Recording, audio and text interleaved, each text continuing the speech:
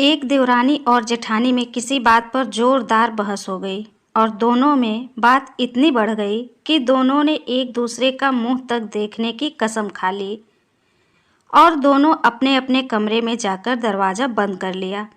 परंतु थोड़ी देर बाद जेठानी के कमरे का दरवाज़ा कोई धीरे धीरे खटखटा रहा था। जेठानी थोड़ी ऊंची आवाज़ में बोली, कौन है? बाहर से आवाज़ आई, दीदी मैं। जेठानी ने ज़ोर से दरवाज़ा खोली और बोली, अभी तो बड़ी बड़ी कस्में खाकर गई थी कि अब कभी नहीं बोलूँगी, अब यहाँ क्यों आई हो?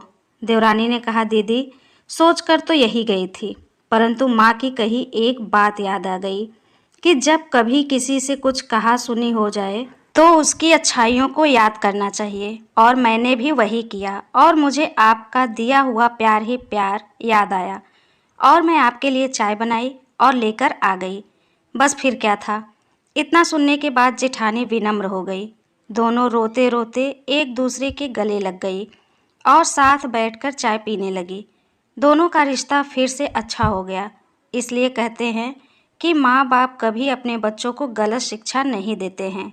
इसलिए जीवन में क्रोध को क्रोध से नहीं जीता जा सकता, ज्ञान से जीता जा सकता है। अग्नि अग्नि से नहीं बुझती, जल से बुझती है। समझदार व्यक्ति बड़ी से बड़ी बिगड़ती स्थिति को दो शब्द प्रेम के बोलकर संभाल लेते हैं। इंसान को हर स्थिति में संयम और बड़ा दिल रखना ही श्रेष्ठ होता है।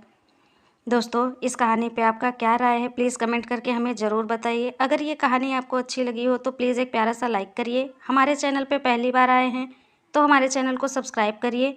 कहानी सुनने के लिए आपका बहुत बहुत धन्यवाद।